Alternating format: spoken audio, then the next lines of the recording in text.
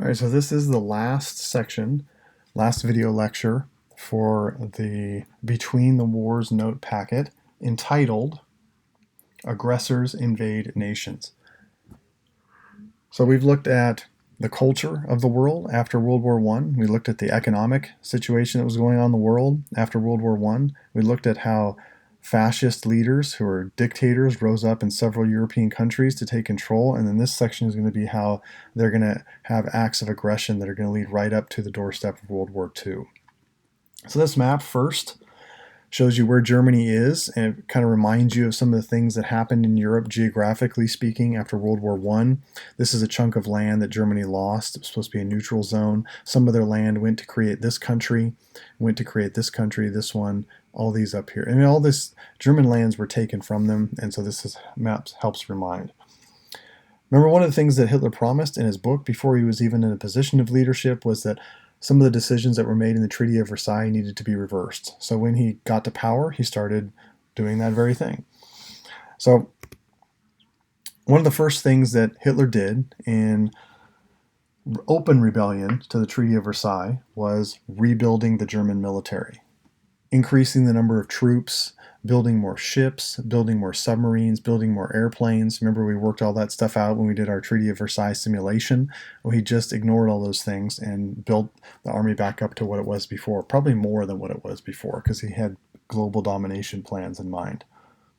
And then the first military act of aggression was to go into that occupied zone. This area here was supposed to be neutral, a buffer zone for Belgium and France in case the Germans got, aggressive again, and Germany invaded that. They occupied it. They were supposed to be out. If you squint your eyes here, you can see this one. It's called the Rhineland. So that's the area that they went into first, the Rhineland. All right, another thing that happened about this time is in Europe, a civil war broke out in Spain between the democratic government and the fascist government that was trying to take over. Eventually, the fascist government won under Francisco Franco. But they were pretty much neutral during World War I. They didn't contribute troops, although they had the same government mentality as Hitler and Mussolini. But when the Civil War broke out, the different countries sent support to support the side that they wanted to help win. So the nationalist side, which was the fascist side, received support from Italy and Germany during the Civil War. And they also tested out some of their new military equipment that they've been building up. So this was like a testing ground for World War II, the Spanish Civil War ended up being. All right, on the other side, Britain and France, who supported the democratic government of Spain, didn't want to get involved because they didn't want to start another war. So they didn't send any help. They just sent volunteers, and so nobody officially. And then Russia was the only one that actually sent the support.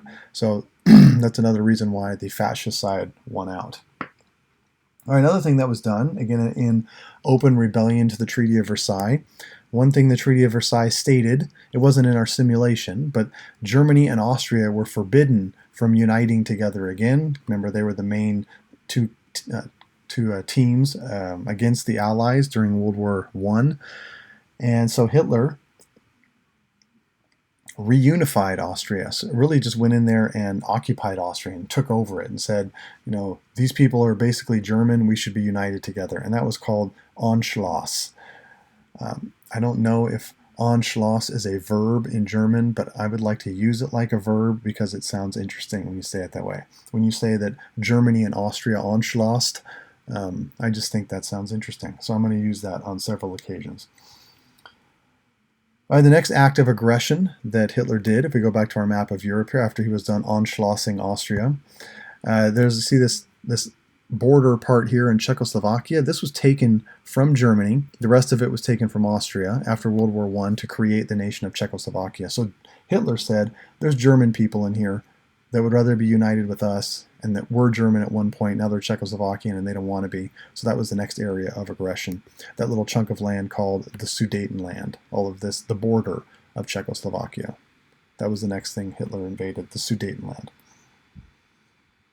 So it built up the army, occupied the Rhineland, helped in the Spanish Civil War, Anschlossed with Austria, and then invaded the Sudetenland. And that's where we are at this point. All right, at this point, this was too much aggression for the rest of the world to do nothing, so they set up a meeting. And this meeting was called the Munich Conference. And the Munich Conference was a meeting between the leader of England and the leader of Germany to talk about, what are we going to do going forward? Hitler, you can't keep invading countries. So to fill that in for the vocab word, that's actually vocab word 5. The Munich Conference was a meeting with the leader of England and Hitler, leader of Germany, to discuss what Hitler's actions and what should be done about it. All right, so they met. There it is, Munich Conference. And the things that they decided on is that Hitler could keep the Sudetenland, so the area that he took around Czechoslovakia, he could keep it. The leader of England allowed him to take land from another country. And Hitler promised that he would not take the rest of Czechoslovakia, only the Sudetenland, because those were German people, and they would respect the boundaries of Czechoslovakia. The term for this conflict resolution is called appeasement. If we can see this, it'll show up in a second here. All right, you've seen appeasement in action before. Let me paint a picture here for you. Say you go to the grocery store and you're waiting in line, and you see that there is a parent there with a young child. The young child asks for a candy bar. The parent says, "No, you don't need that." And then the child goes into a full body convulsion on the ground like a fish that just got pulled out of water. And the parent says, "Fine, just stop," and gives him the candy bar.